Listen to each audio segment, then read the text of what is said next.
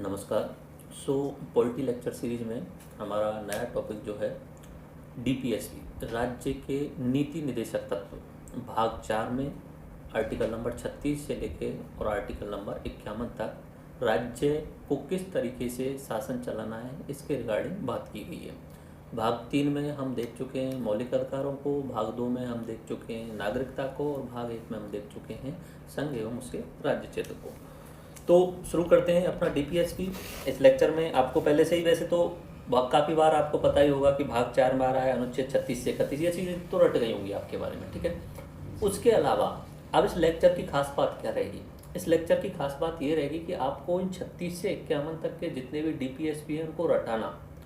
आप पढ़ तो खुद भी सकते हो, एक एक लाइन के जितने भी डीपीएसपी हैं वो सब हैं यहाँ पे लिखे हुए हैं, बट आपको रटाने की कोशिश करनी है। मे बी बाई ट्रिक और मे बी बाई रिवाइजर, जितना हो सके 2-3 बार रिवाइज कर लेंगे, ठीक है। तो सबसे पहले आपका सवाल आएगा डीपीएसपी क्या होते हैं, इनकी विशेषताएं क्या होती हैं, फिर ट्रिक्स देखेंगे 36 से 51 वालों की। फिर एक इंपॉर्टेंट बात आती है कि ये जो नीति निर्देशक तत्व हैं इनका वर्गीकरण 3 तरीके से नॉर्मली किया जाता है, समाजवादी, गांधीवादी और उदार बौद्धिक सिद्धांत वाला। और उसके बाद में कुछ अलग ऐसे भी नीति निर्देशक हैं जो थोड़े बहुत आउटर साइड से कनेक्ट हैं। उसके अलावा इनकी संस्तुति किसने की? फंडामेंटल राइट और डीपीएसपी में जब टकराव होता है तब फाइनल किसका प्रभुत्व होता है, ओके। और उसके अलावा डीपीएसपी की आलोचना करने वाले भी लोग आते हैं कि इसके जो हैं कुछ प्रावधान ऐसे हैं जो लागू नहीं किया जा सकते, तो इनकी आलोचना भी की जाती है। शुरुआत करते हैं पहली पॉइंट, क्या है राज्य के नीति निर्देशक तत्व।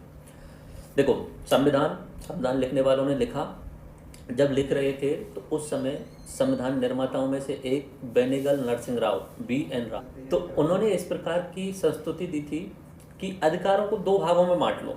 बात जब चल रही थी शुरुआत में, जब संविधान सभा की ड्राफ्टिंग कमेटी थी, तो BN राव ने कॉपी पेस्ट का काम किया था सबसे ज़्यादा, जितना भी हो सकता था। जितने भी अच्छे अच्छे संविधान लिखे हुए थे उनमें से अच्छा चीज़ लेके आना और अपने भारत के संविधान में लिख देना। 1935 का जो GI एक्ट आया था, उस समय अंग्रेजों का शासन था और वहाँ पे प्रांत बनाए जाने लगे थे और प्रांतों को स्वायत्तता दी जाने लग गई थी। जिस समय कांग्रेस ज़्यादातर राज्यों में जीत के आई थी, मैं काफ़ी बार बता चुका हूँ। तो उस समय जो प्रांतों के हेड होते थे वो गवर्नर होते थे, ठीक है। तो गवर्नरों के लिए, यानी राज्यपाल कहेंगे उस समय, उनके अंडर में मुख्यमंत्री आते थे, बट लास्ट शक्ति तो गवर्नर के पास में रहती थी। 1935 के अधिनियम में ये डीपीएसपी दिए गए थे, 1935 वाले अधिनियम में। अब जब भारत आज़ाद हुआ, संविधान निर्माण की बात हुई, तब बेनेगल नरसिंह राव ने और बाकी कुछ एक लोग बोल रहे थे कि डीपीएसपी को मूल अधिकारों के अंतर्गत ही शामिल कर दो। क्या होता है डीपीएसपी? शब्द नाम परिभाषा से समझ लो पहले। राज्य के नीति निर्देशक तत्व, कुछ भी इसमें कोई ऐसा रॉकेट साइंस लगाने की जरूरत नहीं है। राज्य के लिए, जितने भी राज्य हैं उनके लिए नीति निर्देशक, इनको इस तरीके से काम करने की कोशिश करनी है, ये अपना डीपीएसपी होता है, ठीक है। इसके अंतर्गत बहुत सारी चीज़ें होती हैं, जैसे civil common code, common civil code, यानी समान नागरिक संहिता आपको लागू करनी है। उसके अलावा लोगों को रोजगार देने का अधिकार उपलब्ध कराना, इस टाइप के बहुत सारे प्रोविजंस हैं जिनको हमें यहाँ पे रटना है। तो उस समय जब वाद विवाद चल रहा था तो BN नरसिंह राव ने कहा था कि आप इन सबको एक जगह पे शामिल करने की बजाय डीपीएसपी को मूल अधिकारों में शामिल करने के बजाय एक अलग से लेके आओ। ये भी अधिकार ही हैं, ये भी अधिकार है, नॉर्मली राज्य के द्वारा नागरिकों के लिए देने हैं, ये राज्यों के द्वारा देने हैं, ये सकारात्मक प्रवृत्ति के हैं, राज्य को ऐसा करना है। और मूल अधिकारों में बोला गया था राज्य को ऐसा नहीं करना है, तो जो नागरिक हैं उनके मौलिक अधिकार ऑटोमेटिक मिल जाएंगे। अगर राज्य हस्तक्षेप नहीं करेगा, राज्य भेदभाव नहीं करेगा, तो मूल अधिकार तो मिल ही जाएंगे। तो डीपीएसपी जो है वो वाद योग्य नहीं है, नीति निर्देशक तत्व तो वाद योग्य नहीं है, इन्हें लेकर के आप जो है वो कोर्ट में नहीं जा सकते हो, ठीक है। अपने उससे देख लीजिए एक बार। भाग 4 में 36 से 35 तक का वर्णन किया है। नीतियों एवं कानूनों को बनाते समय इन तत्वों का ध्यान रखा जाएगा, यही बात बोल दी गई। जब भी राज्य कोई कानून बनाएगा, ठीक है, तो उस समय ये ध्यान रखेगा, ये राज्य के लिए सिफारिशें हैं जिनका उद्देश्य एक कल्याणकारी राज्य की स्थापना में सहायता प्रदान करना है। शब्द देखो यहाँ पे एक इंपॉर्टेंट शब्द निकल के आया, कल्याणकारी राज्य, वेलफेयरिस्ट स्टेट। बहुत बार बताया गया कि राज्य जो होता है नॉर्मली 2 तरीके से हो जाता है। एक तो होता है कि या तो कैपिटलिस्ट हो जाए या सोशलिज्म वाली विचारधारा को अपना ले, या मिश्रित वाली विचारधारा भी होती है। वेलफेयरिस्ट स्टेट, और वेलफेयरिस्ट स्टेट से पहले था अंग्रेजों का शासन, वो था पुलिस स्टेट। वेलफेयरिस्ट स्टेट का मतलब ये हुआ राज्य को सारे काम करने हैं लोगों की सहायता करने के लिए, राज्य खुद आगे आएगा लोगों की शिक्षा देने के लिए, राज्य खुद आगे आएगा लोगों को हॉस्पिटल प्रोवाइड कराने के लिए, रोजगार प्रोवाइड कराने के लिए, वर्किंग कंडीशन अच्छी प्रोवाइड कराने के लिए राज्य खुद आगे आएगा। ये है वेलफेयरिस्ट। राज्य हर चीज़ में वहाँ पे जाके हस्तक्षेप कर रहा है और लोगों का भला करने की कोशिश कर रहा है। और पुलिस स्टेट जो था, यानी अंग्रेजों के समय का स्टेट था, उसमें क्या होता था कि राज्य जनता से कोई मतलब नहीं है, जनता जैसे चाहे वैसे जी हमारे लिए टैक्स दे दे, और जनता अगर कानूनों का पालन नहीं कर रही है तो हम पुलिस के द्वारा उसकी पिटाई करेंगे और उसे अपनी कस्टडी में ले लेंगे। ये होता था, पुलिस स्टेट होता था, कोर्ट्स के द्वारा उसे कंट्रोल करना चीज़ों को। उसमें राज्य लोगों का भला नहीं चाहता था, लोग जो करना चाहें वो करो। लेकिन भारत आज़ाद हुआ था, उस समय भारत के जितने भी बड़े बड़े नेता थे, जैसे कि जवाहरलाल नेहरू, उसके अलावा जयप्रकाश नारायण, महात्मा गांधी, राजेंद्र प्रसाद, मौलाना अबुल कलाम, ज़्यादातर लोग जो थे वो सोशलिज्म से जुड़े हुए थे, समाजवाद से जुड़े हुए थे। समाजवाद का मतलब है जो मास पब्लिक है, जो ग्राउंड लेवल पे गरीब लोग हैं, उनकी भलाई के लिए पहले काम करना है। ये हमारा उस समय के जो नेता थे वो समाजवाद के प्रति थे। ठीक है, गांधी जी तो अपनी एक अलग ही बात बोलना चाह रहे थे, ग्राम स्वराज वाली बात, कि हमें इस तरीके का सिस्टम नहीं बनाना है जिसमें केंद्र मजबूत हो, हमें ऐसा सिस्टम बनाना है जिसमें गांव को सब अधिकार दे दिए जाएं और एक गांव किसी दूसरे गांव पे निर्भर ना रहे, गांव के अंतर्गत ही आत्मनिर्भरता होनी चाहिए। ये गांधी जी की विचारधारा में थी। लेकिन उस तरीके से शासन चलाया नहीं जा सकता इतने बड़े लेवल पे। तो नेहरू जी ने केंद्र को भी अपनाया, राज्यों को भी अपनाया, बाद में धीरे धीरे उन्होंने पंचायत जो निकाय थे उनको भी शुरुआत की। तो ये नेहरू जी ने शुरुआत की। तो समाजवाद हमारे जो भी स्वतंत्रता संग्राम वाले नेता थे उनके केंद्र में था, इसलिए हमने वेलफेयरिस्ट स्टेट को अपनाया। ठीक है, तो कल्याणकारी राज्य, अगर आपसे पूछे कि कल्याणकारी राज्य की अवधारणा कहाँ पे मिलती है, नॉर्मली तो पहली बात तो डीपीएसपी मिल रही है। उसके अलावा अपना अगर आप देखेंगे तो प्रस्तावना में भी कल्याणकारी राज्य, जहाँ समाजवाद शब्द आ जाता है वहाँ पे कल्याणकारी राज्य ऑटोमेटिक जुड़ जाता है। तो मूल अधिकारों में ऐसा कहीं नहीं लिखा है कि कल्याणकारी राज्य करना है आपको। डीपीएसपी में क्लियरली है कि कल्याणकारी राज्य की स्थापना, कल्याणकारी राज्य मतलब लोगों का कल्याण करना है, लोगों का भला करना है इस टाइप में। जीओआई एक्ट 1935 में आदेश प्रपत्र था, इंस्ट्रूमेंट ऑफ इंस्ट्रक्शंस, कुछ इंस्ट्रक्शंस का पत्र था जो कि वहाँ के गवर्नरों को दिया जाता था, और बाद में उन्हीं में से ज़्यादातर चीज़ें कन्वर्ट होकर संविधान में नीति निर्देशक तत्व बन गई। बाकी ये कहाँ से लिए गए, आपसे अगर पूछा जाए किस देश से लिए गए, तो आयरलैंड से। आयरलैंड ने भी पहले फ्रांस और स्पेन उन देशों से लिए थे, बट ओरिजिनली जो कॉपी अगर मानते हैं तो आयरलैंड की मानते हैं। आयरलैंड इंग्लैंड के पास में एक छोटा सा द्वीप समूह देश है, द्वीप भाग। ओके, क्या उद्देश्य है अगर कोई पूछ ले 2 नंबर में कि डीपीएसपी का क्या उद्देश्य है, जो भी बताया वही सारी चीज़ें, सामाजिक आर्थिक लोकतंत्र की स्थापना और लोक कल्याणकारी राज्य की स्थापना। 2 चीज़ ध्यान रखना, अभी मैंने जब मूल अधिकारों वाली बात की तो 3 शब्दों पे मैंने जोड़ दिया था, सामाजिक, राजनीतिक और आर्थिक। मूल अधिकारों में आर्थिक का बर्डन नहीं था उतना ज़्यादा। अभी जो संविधान संशोधन हुआ पिछले साल, जिसमें आर्थिक रूप पे आरक्षण की बात कही गई, तो उसमें आर्थिक शब्द जोड़ने की कोशिश की गई मूल अधिकारों में। लेकिन आर्थिक रूप से समानता लाने के लिए जो प्रयास किए गए हैं वो डीपीएसपी में किए गए। यहाँ पे राजनीतिक इतना इंपॉर्टेंट नहीं है, यहाँ पे सामाजिक और आर्थिक ज़्यादा इंपॉर्टेंट है। 2 पॉइंट बहुत ज़्यादा इंपॉर्टेंट है, सामाजिक और आर्थिक। आर्थिक वाली जब बात आएगी तब ये ध्यान रखना कि ये अपना डीपीएसपी से रिलेटेड है, क्योंकि यहाँ पे जो प्रावधान किए गए हैं कि रुपयों का केंद्रीकरण नहीं करना है, एक व्यक्ति के पास में ज़्यादा पैसा नहीं होना चाहिए, राज्य को ऐसी योजना बनानी है कि जिससे ज़्यादा से ज़्यादा लोगों का भला होना चाहिए।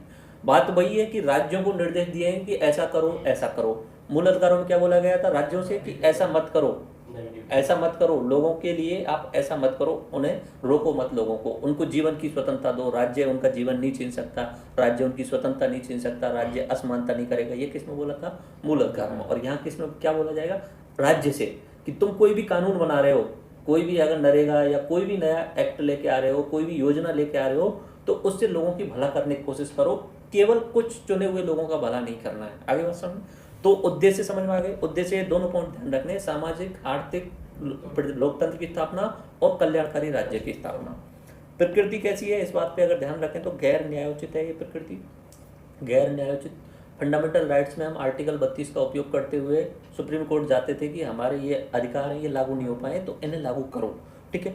लेकिन इसमें बहुत सारे ऐसे जैसे आगे आने वाले हैं कि गाय के वध से रोकना है, या समान नागरिक संहिता लेके आनी है, वर्किंग कंडीशंस अच्छी प्रोवाइड करानी है, सबको जो है रोजगार देना है, ये सब नीति निर्देशक तत्व आगे देखते हैं।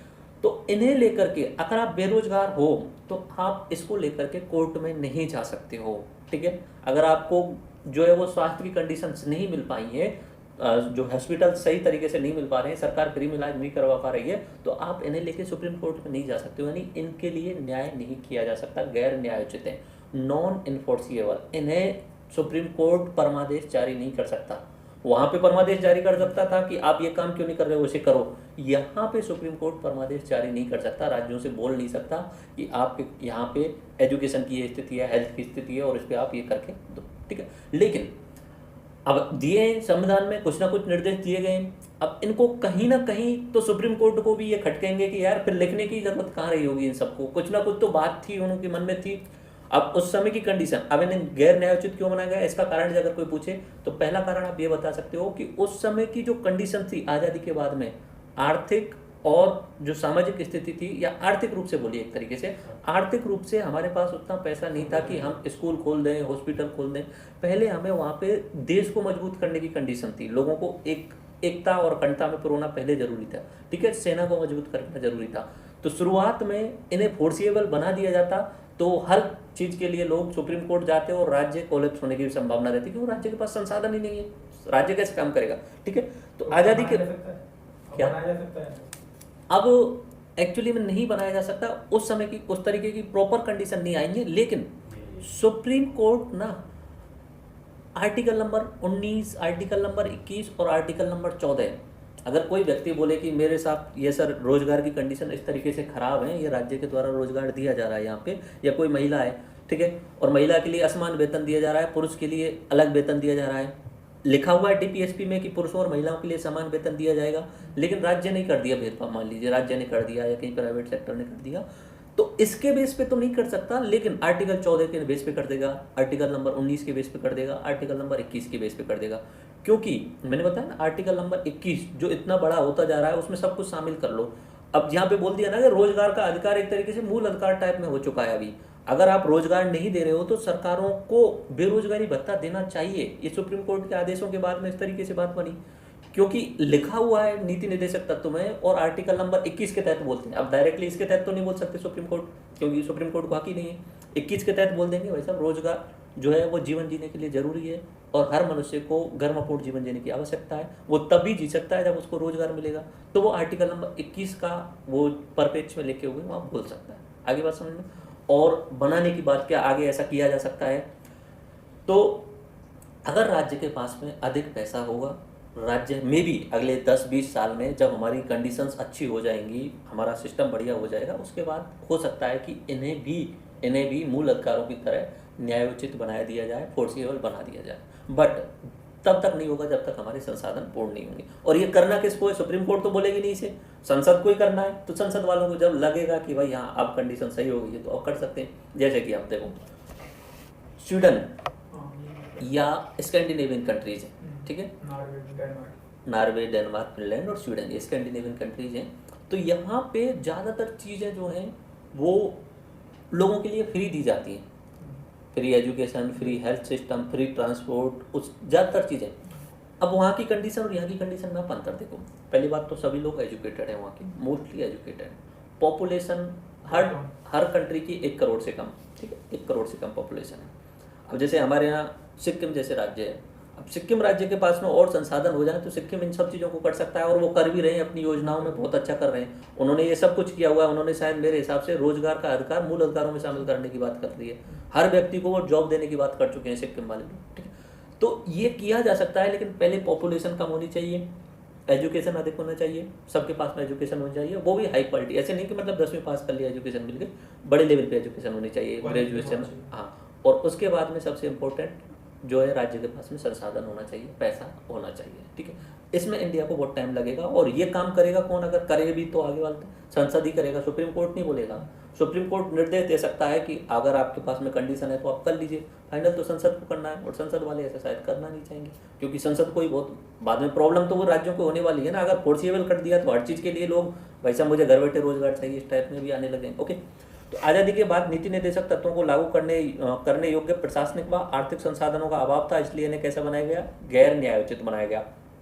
कुछ ऐसे मुद्दे भी थे जैसे कि पशुओं का संरक्षण जिसमें गौवध पर स्पेशल रोक लगाई गई थी, उसके अलावा समान नागरिक संहिता वाला जो मुद्दा था, तो ये तत्कालीन समय में कठोर निर्णय लेने पर इनके सांप्रदायिक सद्भाव खराब हो सकता था। ये भी इंपॉर्टेंट बात है कि उस समय अगर समान नागरिक संहिता ले आते और मुस्लिमों का जो पर्सनल लॉ है उसे खत्म करके समान नागरिक संहिता ले आते, तो मे भी मुस्लिम लोगों को, मुस्लिम समाज के लोगों को ऐसा लगता है कि अल्पसंख्यकों के साथ में यहाँ पे भेदभाव किया जा रहा है, मे भी ऐसा लगता, तो फिर उस समय सांप्रदायिक सद्भाव बिगड़ सकता था।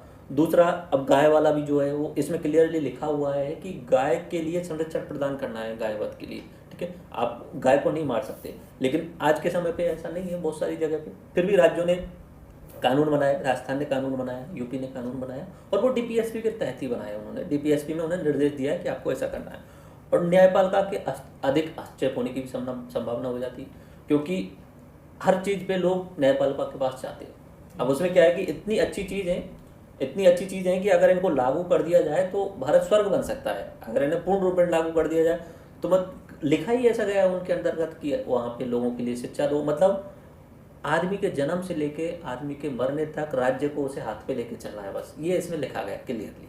अगर ये लागू हो जाए तो भारत जैसा कोई देश ही नहीं है, स्वर्ग ही स्वर्ग है। आदमी को कुछ नहीं करना है, घर बैठे सब कुछ मिलने लग जाएगा। मतलब बच्चापन में जन्म हुआ तो जन्म होते ही प्रसूति सहायता दी जाएगी, ठीक है। फ्री में आपको मेडिकल वहाँ पे महिलाओं को ले दिया जाता है। उसके अलावा बच्चे के लिए आजकल सरकारें तो क्या कर रही हैं कि अगर आप हॉस्पिटल्स में बच्चे को जन्म हो रहा है तो उनके लिए पैसों की भी सहायता दी जा रही है, ठीक है। अपने यहाँ पे जो है जननी सुरक्षा वाला, जननी प्रसव वाला दिया जाता है, ठीक है। और उसके बाद में जैसे ही पढ़ने के लिए जाएगा तो पढ़ने की भी सारी सुविधा सरकार के द्वारा दी जाएगी, लाने ले जाने की भी सुविधा दी जानी चाहिए, ठीक है। पढ़ाई करने के बाद में वो कंप्लीट हुआ तो सरकार तुरंत रोजगार में लगाए उसे, रोजगार की व्यवस्था।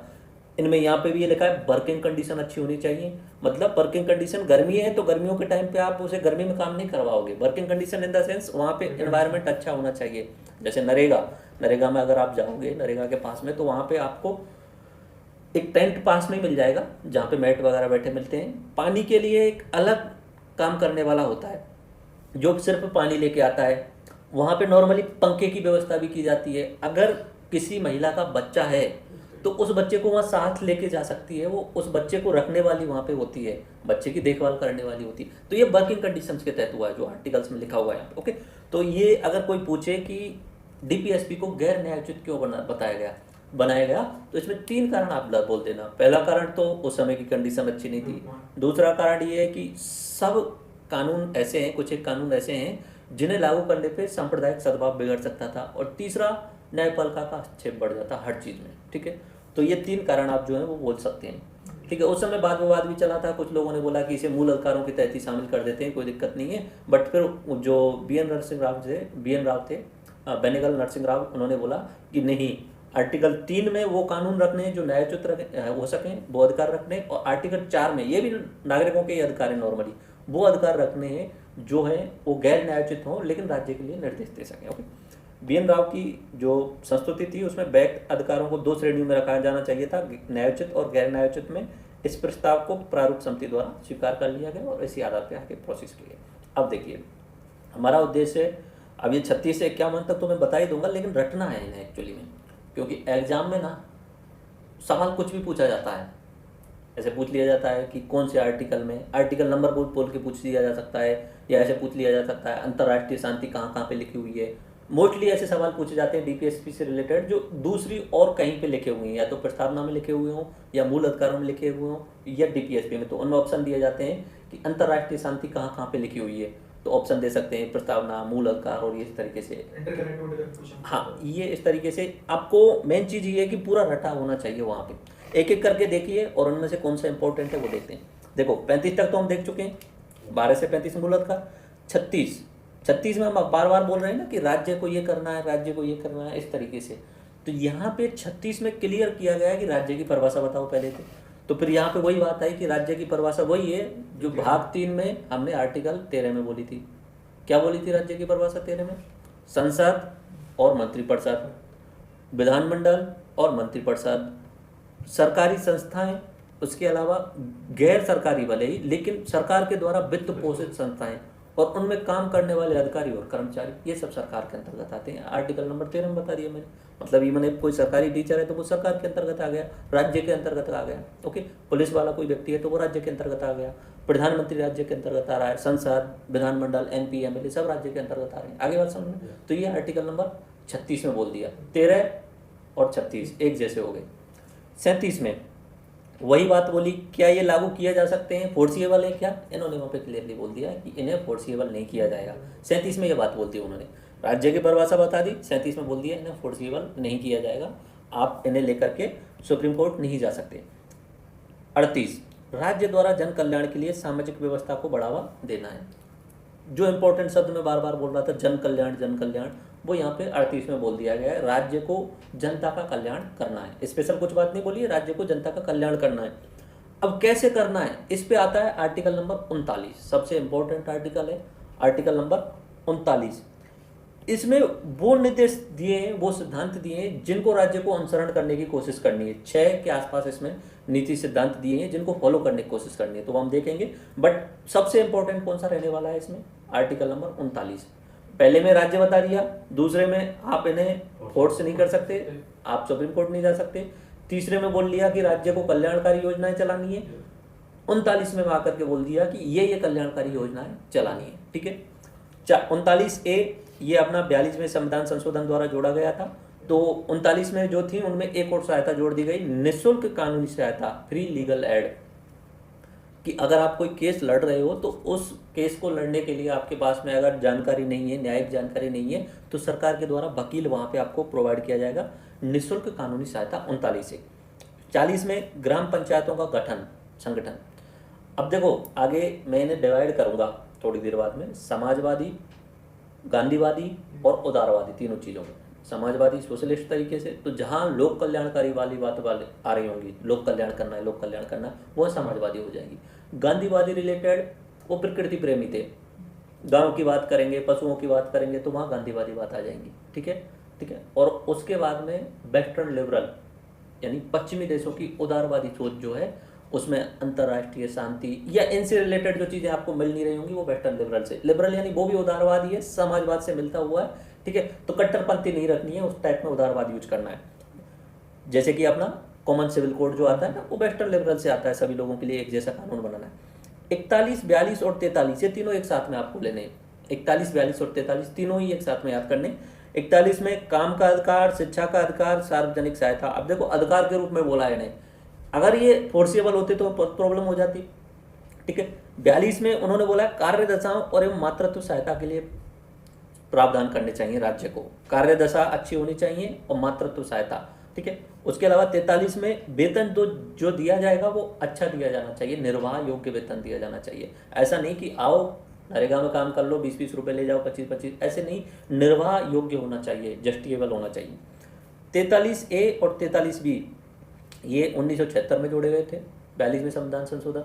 एक चीज़ ध्यान रखना आप कि 42वें संविधान संशोधन जो है ना, सबसे ज़्यादा चेंजेज लाता है अपने मिनी कॉन्स्टिट्यूशन में। बाकी हम पढ़ेंगे भी संविधान संशोधन, उसमें इसके बारे में अच्छी तरीके से बात करेंगे। तो जब भी कुछ ध्यान नहीं आ रहा हो तो 42वें संशोधन कोशिश कर लेना, क्योंकि ज़्यादातर चीज़ें जो हुई हैं उसी के टाइम पे चेंज की गई थी। अब सरदार स्वर्ण सिंह समिति बोलते हैं ना, अपना मूल कर्तव्य हम बोलते हैं। एक्चुअली में 42वां जो संविधान संशोधन हुआ था वो सरदार स्वर्ण सिंह समिति की सिफारिश पे पूरा संविधान संशोधन हुआ था। 42वां संविधान संशोधन जो होता स्वर्ण, अब ये अगर कोई बोले ना कि ये उद्योगों के प्रबंधन में कर्मचारियों की सहभागिता या सहकारी समितियों को प्रोत्साहन, ये भी सरदार स्वर्ण सिंह समिति की सिफारिशों पर ही माना जाएगा एक तरीके से, क्योंकि इंदिरा गांधी आपातकाल लगा चुकी थी, उसके बाद में वो संविधान में संशोधन करना चाहती थी, तो सरदार स्वर्ण सिंह उनको अपने खास आदमियों में से एक, उनको वहाँ पे लगाया कि क्या क्या चेंज करना चाहिए। तो फिर उन्होंने बहुत सारी चीज़ों में बदलाव करने की कोशिश की। अब देखिए 43A और 43B एक बार देखिए क्या लिखा है, कर्मचारियों की सहभागिता राज्यों को सुनिश्चित करनी। कर्मचारियों की सहभागिता किसमें, ट्रेड्स में, जो भी अपने उद्योग हैं उनके अंतर्गत जो कर्मचारी हैं उनको भी जो निर्णय लिए जाने होते हैं ना उद्योग के रिगार्डिंग, उसमें भी उनको शामिल करने की कोशिश करनी है। ऐसा नहीं कि मतलब पढ़े लिखे लोग ही निर्णय ले लें और कर्मचारियों को पता भी नहीं चले कि क्या निर्णय लिया जा रहा है। अगर कर्मचारी उसमें शामिल होंगे तो उससे कर्मचारियों का फायदा होने का ज़्यादा संभावना रहेगी, क्योंकि वो अपनी बातें पूर्ण रूप में रख सकते हैं। उसके बाद में 43वीं में सहकारी समितियों का प्रोत्साहन, ठीक है। ये कब हुआ? 42वें संविधान संशोधन द्वारा 1976 में। अब ये तो आपको समझ में आ रहा होगा, नॉर्मल जो नंबर लेके आते हैं ना 41, 42, 43, 44, ये तो मूल संविधान में होते हैं। जब भी 42A या कुछ भी जोड़ा जाता है 21A या 43A 43B, तो ये जो होते हैं ये बाद में संविधान संशोधन के द्वारा जोड़े जाते हैं। क्लॉज सब क्लॉज पहले बता चुका हूँ, कोष्टक वाला सिस्टम। 44 भी इम्पोर्टेंट में से एक है, क्योंकि ये बीजेपी के जो मेन मुद्दा होते हैं ना उनमें से एक है, और हो सकता है तो मेरे हिसाब से 5 साल में इसमें बहुत सारे काम किए जा सकते हैं। डायरेक्टली नहीं लाया जाएगा, कभी भी सिविल कोड को डायरेक्टली नहीं लाया जाएगा। पहली बात तो एक क्लियर समझो, समान नागरिक संहिता मतलब सभी नागरिकों के लिए कानून एक जैसा होगा। तो आप बोलोगे सर संविधान तो सबके लिए एक जैसा ही है, हिंदू हो, मुस्लिम हो, जैन, ईसाई हो, संविधान तो एक है। उसके अलावा आईपीसी से रिलेटेड बहुत सारे कानून हैं, ठीक है, वो भी सबके लिए एक जैसे हैं। तो समान नागरिकता संहिता तो है ही। क्या चीज़? नहीं, वो तो स्पेशल प्रावधान है दुर्बल वर्गों के लिए। अगर आप आरक्षण की बात कर रहे हो या उस तरीके से बात कर रहे हो, वो तो स्पेशल प्रावधान है, वो समान नागरिक कानून संहिता के अंतर्गत आएंगे, उनमें कोई चेंज नहीं है। बात यहाँ पे आती है कि मुस्लिम समाज है उसके लिए पर्सनल लॉज हैं, शादी के तलाक के लिए मुस्लिम जो है वो एक से अधिक शादी भी कर सकते हैं। हिंदुओं का एक हिंदू पर्सनल लॉ है, हिंदू कोड बिल है, हिंदू कोड बिल करके, तो अलग अलग हैं ये। बाकी अगर कोई रियलिटी में अगर वास्तविकता में देखा जाए तो समान नागरिक कानून संहिता है ही, 95% तो है कम से कम। क्योंकि अगर हिंदू हो, सिख हो या मुस्लिम हो, अगर वो क्राइम कर रहा है तो उसको समान कानून के तहत सजा मिलने वाली है, उसमें उसका रिलीजन नहीं पूछा जाएगा, ठीक है। संविधान भी सबके लिए इक्वल ही हो गया।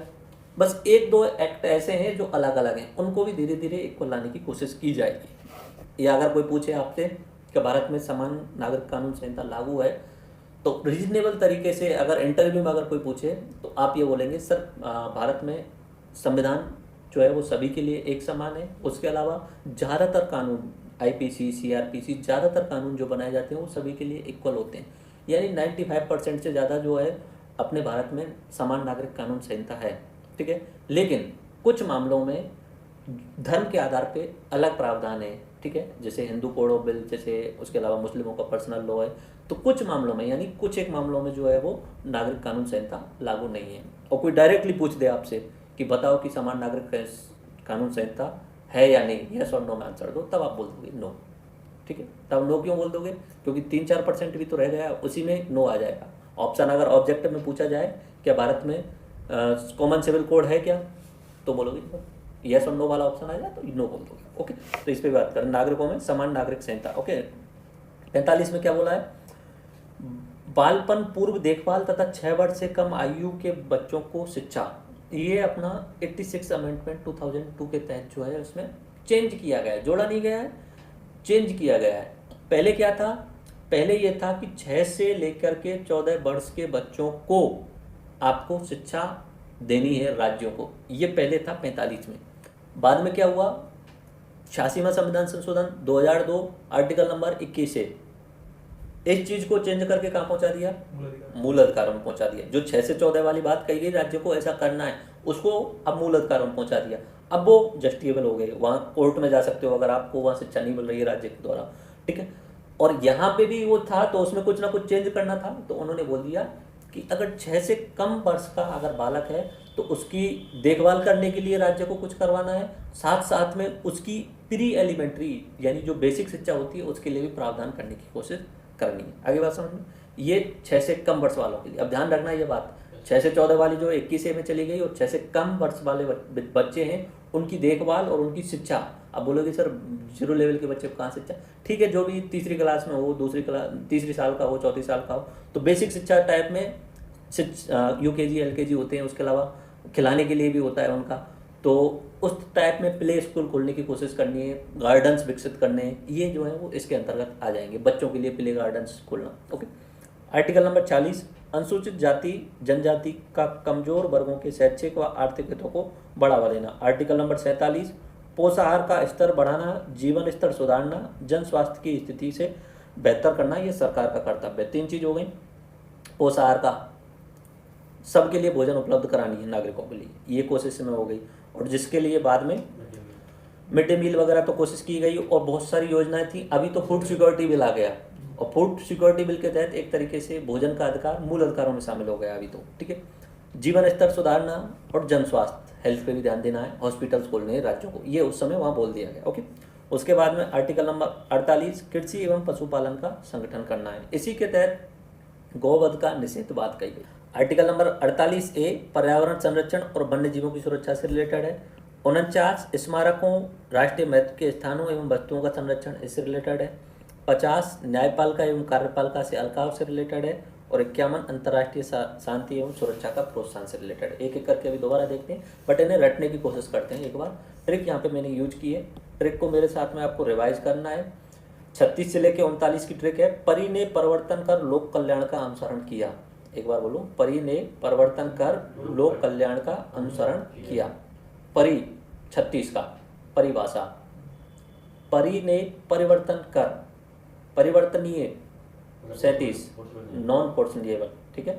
ने परिवर्तनीय कर लो या परिवर्तन से समझ लो, परिवर्तनीय नहीं है तो 37 नंबर का हुआ नॉन फोर्सिएबल यानी परिवर्तनीय नहीं है, ओके।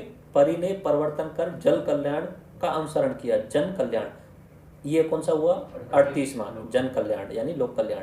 और 39 में अनुसरण, अनुसरण करने की वाली बात जो सबसे इंपॉर्टेंट आर्टिकल आता है कि इन चीजों को अनुसरण करना है, अभी देखते हैं अभी, पर ठीक है। तो ये पहले 4 के लिए हुआ, परी ने परिवर्तन कर लोक कल्याण का अनुसरण किया। आगे बात समझ में। उसके बाद में 39A से लेके और 43A तक की ट्रिक है अभी।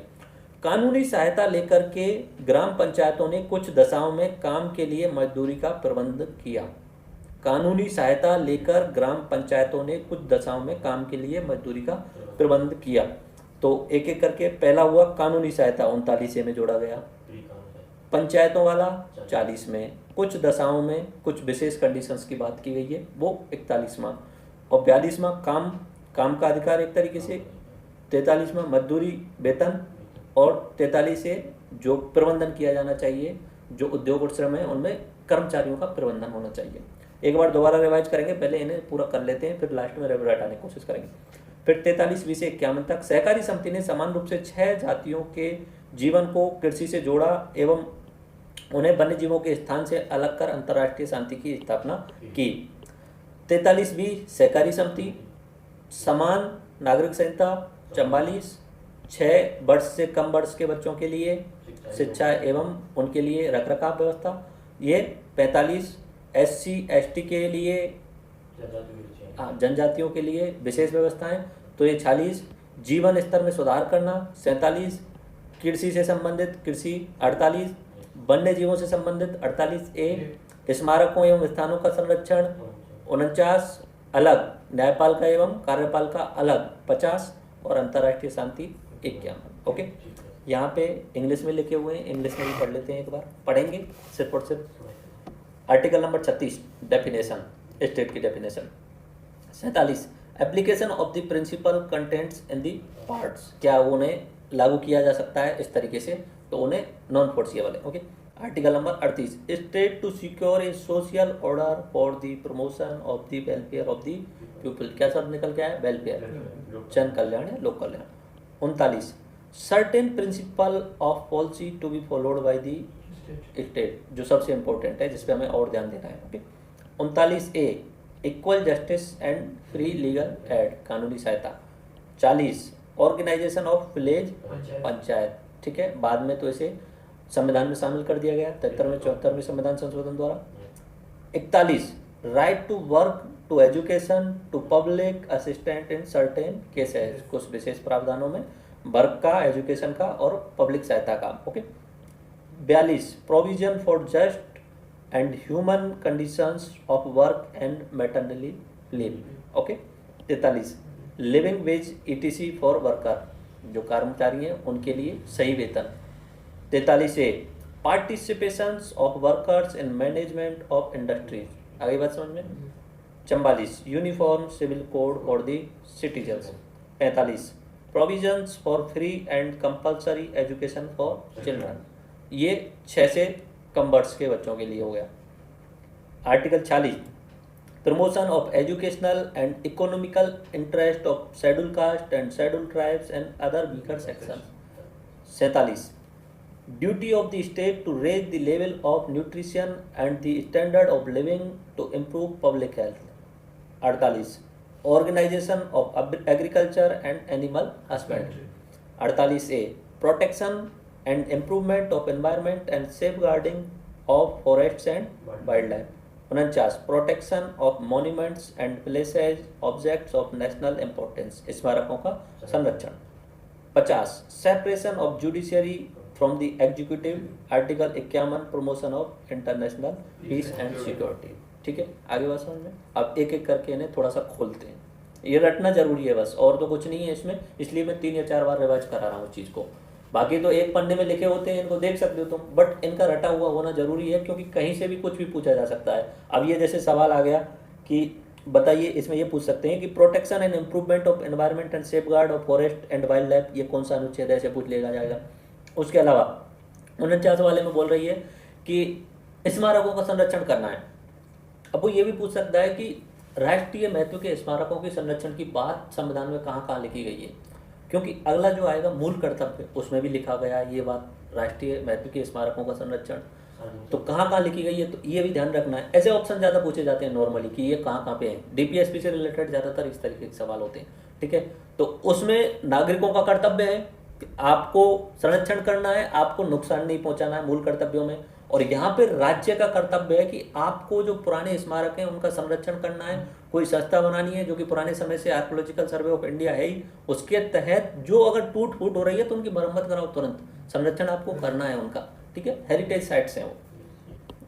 आर्टिकल नंबर 36 भाग 4 में राज्य शब्द की वही परिभाषा है जो भाग 3 के अनुच्छेद 12 में है। क्या है 12 में? वही जो 3-4 बात बोली थी, संसद एवं मंत्रिपरिषद यानी केंद्र की सरकार वाली बात हो गई, एवं उनके कर्मचारी हो गए, राज्य विधानमंडल एवं मंत्रिपरिषद, उसके अलावा संस्थाएं जितनी भी है संवैधानिक, उसके अलावा गैर संवैधानिक, ठीक है, असंवैधानिक नहीं गैर संवैधानिक, और जो वित्त पोषित है राज्य सरकार के द्वारा, वो सब किसके अंतर्गत आ जाते हैं?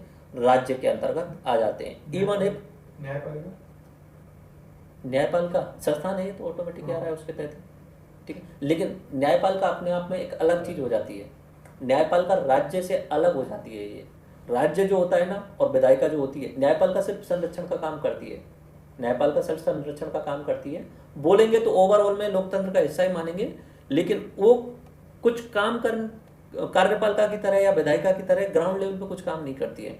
तो न्यायपालिका के कर्मचारी भी राज्य की परिभाषा के अंतर्गत ही आएंगे, क्योंकि राज्य से उनको वेतन मिल रहा है, राज्य से न्यायपालिका जो बनी है राज्य के पैसे से ही बनी है। ठीक है, सरकार के पैसे से ही बनी है वो सारी चीजें, तो वो भी उसी के अंतर्गत आएगी। ओके, ये आगे बात समझ में आपको?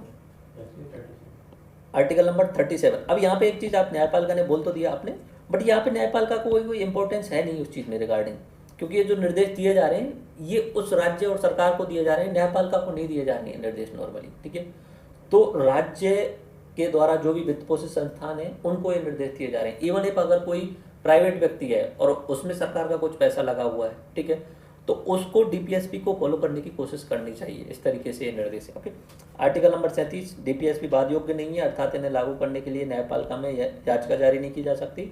सरकारी नीतियां बनाते समय डीपीएसपी को ध्यान में रखेगी। आगे बात समझ में आती है। 38 राज्य लोक कल्याण की स्थापना करेगा, ऐसी व्यवस्था बनाएगा जिससे कि सामाजिक, राजनीतिक और आर्थिक न्याय की स्थापना हो सके। इन तीनों प्रकार के न्यायों का उल्लेख अपने प्रस्तावना में भी है सामाजिक, आर्थिक एवं राजनीतिक न्याय। ठीक है, अपनी किस में? प्रस्तावना में क्लियरली उल्लेख है वहां पे। ठीक है, और अगर बात करें सामाजिक और राजनीतिक समानता वाला जो उल्लेख है वो अपने मूल अधिकारों के अंतर्गत है, वहां पे आर्थिक न्याय या आर्थिक समानता वाला उल्लेख नहीं था। ठीक है, उसके बाद डीपीएसपी से ये स्पष्ट है कि भारत एक लोक कल्याणकारी राज्य है, डीपीएसपी को सामाजिक और आर्थिक लोकतंत्र का प्रतीक भी कहा जाता है। तो वही बात निकल के आ गई। आर्टिकल 38 में आप लोक कल्याण शब्द याद कर लेना बस, और आर्थिक शब्द जरूर याद कर लेना। ठीक है, लोक कल्याण के साथ में आर्थिक इंपॉर्टेंट शब्द आता है। आर्टिकल नंबर 39 सबसे इंपॉर्टेंट है, राज्य द्वारा अनुसरणीय कुछ निर्देशक तत्व यहाँ बोले गए। तो 6 बातें। पहली बात की गई है 39A में, सभी स्त्रियों एवं पुरुषों को आजीविका प्राप्त करने का समान अवसर होगा। ठीक है, आजीविका प्राप्त करने का समान अवसर स्त्री एवं पुरुषों के लिए। राज्य संसाधनों का आवंटन इस प्रकार करेगा कि अधिकतम लोगों का भला हो सके, ये चीज भी ध्यान रखनी है। अब इसी से रिलेटेड बातें आती हैं, जैसे बताया कि बहुत सारी जगह खानों का आवंटन किया जाता है और उसमें कुछ एक स्पेशल लोगों को, जानकार लोगों को पहले आओ पहले पाओ के आधार पे उन्हें खान आवंटित कर दी जाती है, जबकि खानों पे अधिकार सरकार यानी पब्लिक का है, जनता का है, और वहाँ पे पैसा जो है वो कुछ लोगों के हाथों में दे दिया जाता है। अगर फिर वो केस सुप्रीम कोर्ट जाता है तो सुप्रीम कोर्ट फिर निर्देश देता है कि आप ऐसा नहीं कर सकते हो किसी भी कंडीशन में, क्योंकि लिखा है डीपीएसपी के अंतर्गत राज्यों को, चलो काम करना अलग बात है कि आप कल्याणकारी योजनाएं चला रहे हो नहीं चला रहे हो वो बात अलग है, लेकिन यहाँ पे आपको आवंटन उस तरीके से करना है जिससे अधिकतम लोगों का भला हो। आप कुछ लोगों का स्पेशली भला कर रहे हो तो सुप्रीम कोर्ट आदेश देती है, सरकारों को फटकार लगाती है कि आपने ये गलत आवंटन किया है। तो जो घोटाला वाला जो केस होता है उसमें वही पहले आओ पहले पाओ की नीति के तहत कुछ स्पेशल लोगों के लिए वो दिया जाता है और माना जाता है कि काफ़ी बड़ा घोटाला होता है, 2.25 लाख करोड़ के आसपास में घोटाला होता है। ठीक है, तो उसी में सुप्रीम कोर्ट ने यही बात बोली कि यार क्लियर बोलने लग गया सुप्रीम कोर्ट भी इस बात को, अगर आपको ऐसा लगता है कि डीपीएसपी फालतू की चीज़ें हैं तो आप ऐसा करो, इन्हें संविधान में से हटा दो। इस तरीके की सुप्रीम कोर्ट के जज वहाँ पे क्लियर बोलते हैं ये बातें। तो फिर डीपीएसपी का मतलब क्या है? अगर ये संविधान में लिखी है तो कुछ तो पालन करो इनका। आप कल्याणकारी योजना नहीं चला पा रहे हो, कोई दिक्कत नहीं है, लेकिन संसाधनों का आवंटन इस तरीके से कैसे कर सकते हो? ये तो सबके लिए है। ओके, तो राज्य संसाधनों का आवंटन इस प्रकार करेगा जिससे अधिकतम लोगों का लाभ हो। राज्य आर्थिक संसाधनों के केंद्रीकरण को रोकेगा। ये समाजवादी विचारधारा निकल के आ रही है यहाँ से। आपको रोकना है कि एक ही व्यक्ति के पास में ज़्यादा ना हो जाए, इसलिए टैक्स बढ़ाओ। जो अमीर हो रहा है उस पर टैक्स बढ़ाओ 30%, 40%। इस टाइम में 10 लाख से ऊपर 30% टैक्स होता है। ठीक है, उसके अलावा अलग सर्ट चार्ज लगते हैं, तो टैक्स बढ़ाने की कोशिश करनी है। बट ऐसा हुआ क्या? नहीं हो पाया, क्योंकि हमने साथ साथ में मिश्रित अर्थव्यवस्था भी शुरू की है। कंपटीशन का है, अगर सामने वाला व्यक्ति मेहनत कर रहा है और अपना पैसा कमा रहा है, साथ में राज्य को टैक्स दे रहा है, तो दिक्कत कहाँ पे? ठीक है, आप लोग जैसे व्हाट्सएप पे मतलब अंबानी अडानी ये सब लोग हैं, भले ही इनमें बहुत सारी कमियां होंगी, बहुत सारी हजारों कमियां होंगी, लेकिन एक बात क्लियरली समझो, बुराई करने से सॉल्यूशन नहीं निकल रहा है। इनका जो देश में योगदान है वो हमसे ज़्यादा है, कहीं ना कहीं बहुत ज़्यादा योगदान। तो उसको गवर्नमेंट को 4,500 करोड़ मिलेगा। हाँ, कोई भी डील हो रही है, जैसे फेसबुक जियो की डील हो रही है, उसमें टैक्स तो मिल ही रहा है। मोर इम्पोर्टेंट देखो, आप इस चीज़ को देखो, इस काम को सरकार, इवन एक जियो का ही एग्जांपल ले रहा हूँ, जो काम जियो ने किया है उस काम को सरकार किसी भी कंडीशन में नहीं कर सकती थी। जियो इतना सस्ता जो डाटा प्रोवाइड करा रहा है उस काम को सरकार किसी भी कंडीशन में नहीं कर सकता था। पूरी मतलब कितना भी मेहनत कर लिया उन्होंने, मतलब 2012 से उनका फाइबर ऑप्टिक्स का प्रोजेक्ट चल रहा है सरकार का, आज तक कहीं ग्राउंड लेवल पे पहुंचा गया? ग्राम पंचायतों में बोलना था कि 2012 से शुरू किया, 2015 में कर देंगे, 16 में कर देंगे, इवन हमारे गांव में तो आज तक भी शुरू नहीं हो पाया है। बोल तो दिया गया कि सब जगह वहाँ पहुँच गई फाइबर ऑप्टिक्स, चालू कहाँ हुई? कहीं पर भी ना हो पाए। तो सरकार जो काम नहीं कर रहा उससे ज़्यादा तो भाई पैसे तो आपको देने पड़ेंगे, कोई भी सर्विस लेनी है आपको पैसे तो देने पड़ेंगे, हर चीज़ फ्री में दी नहीं जा सकती। दूसरा, सामने वाला कुछ ना कुछ तो कर रहा है ना, एक्टिविटीज कर रहा है जिससे खुद को फायदा हो रहा है, सरकार को फायदा हो रहा है, तो ये पूंजीवादी अर्थव्यवस्था के तहत आता है। आप रोकने लग जाओगे तो फिर देश का ही ढप्पा गोल होने लग जाएगा। चीज़ों को अगर आप रोकने लग जाओगे तो देश के लिए नुकसानदेह।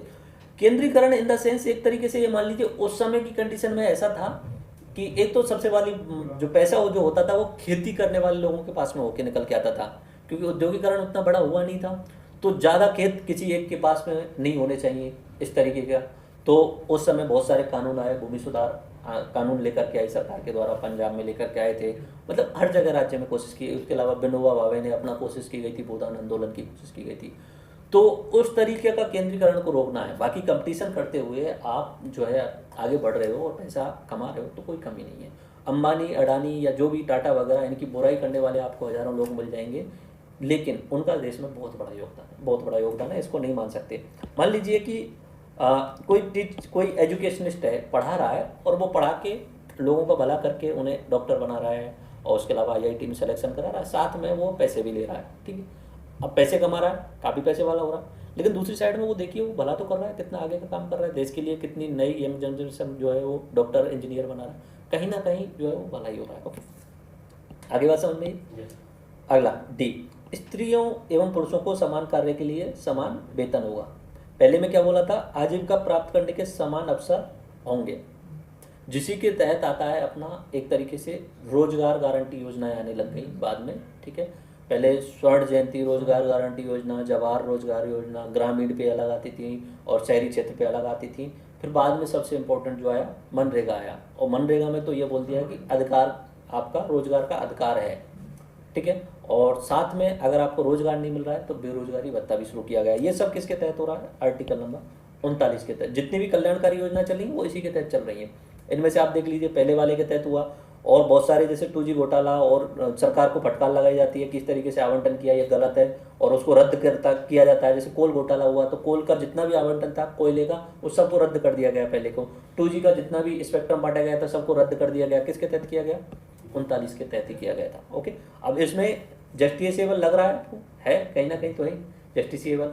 सुप्रीम कोर्ट दखल भी दे सकता है। ओके, राज्यों को ऐसे कार्य नहीं करने देगा जो उनकी आयु के विपरीत हो। राज्य उनके स्वास्थ्य का ध्यान रखेगा।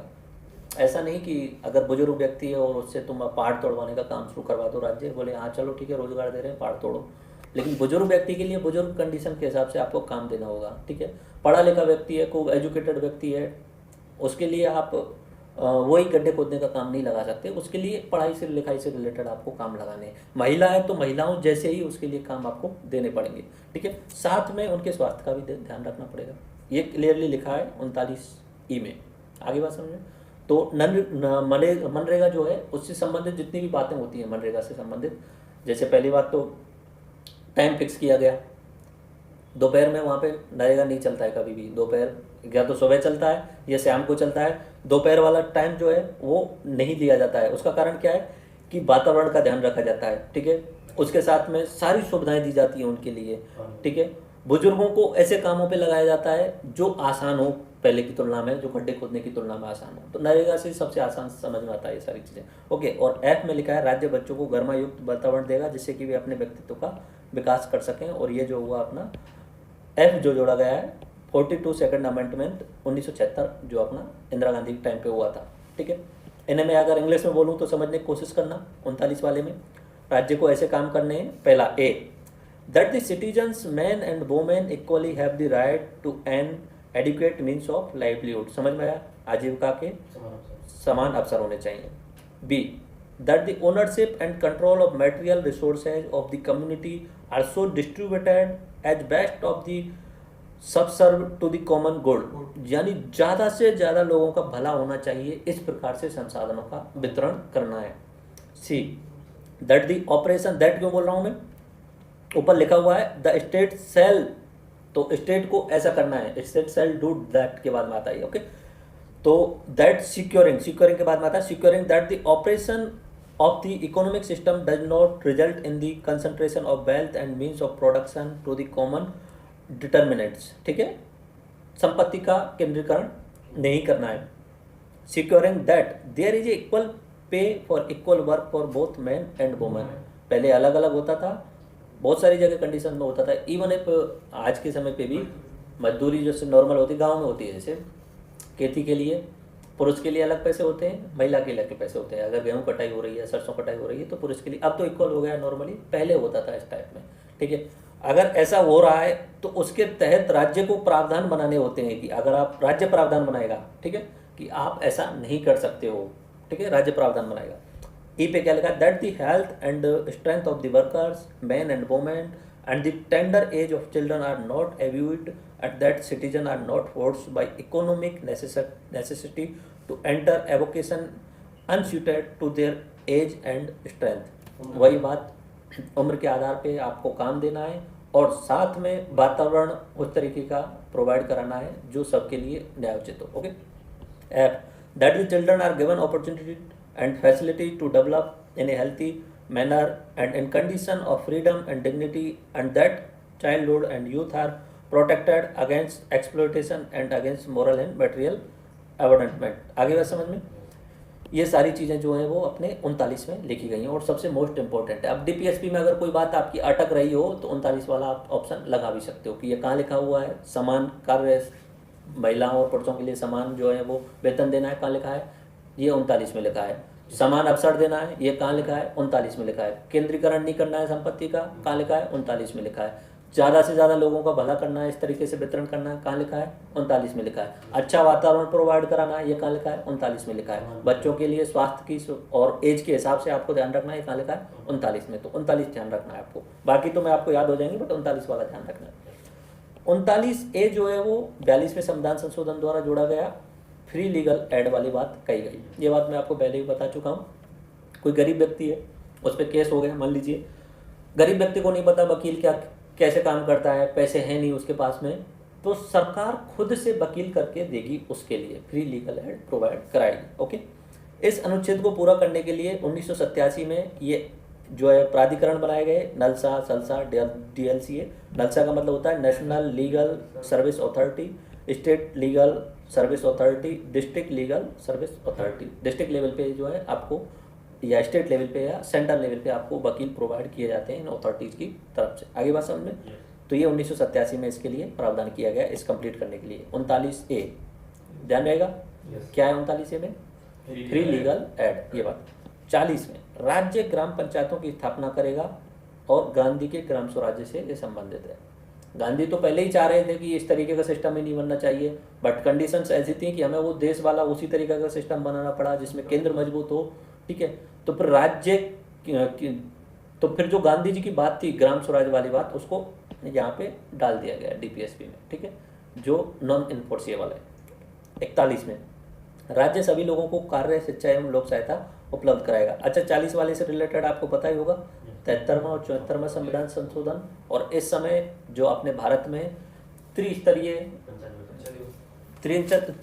पहले तो वो है सिस्टम है पूरा भारत में। पहले ऊपर आता है संसद, फिर आता है राज्य लेवल पे विधानमंडल, और फिर आता है सबसे नीचे लेवल पे ग्राम पंचायत लेवल का। ठीक है, स्थानीय निकाय जिसे बोलते हैं, और उसमें भी त्रिस्तरीय मतलब पहले तो ग्राम पंचायत, पंचायत समिति, जिला परिषद, ये 3 चीज़ होती है नॉर्मली, और इसी तरीके से जो होता है नगर पालिकाओं के लिए प्रावधान होता है। ओके, 41 में देखिए, राज्य सभी लोगों के लिए कार्य, शिक्षा एवं लोक सहायता उपलब्ध कराएगा।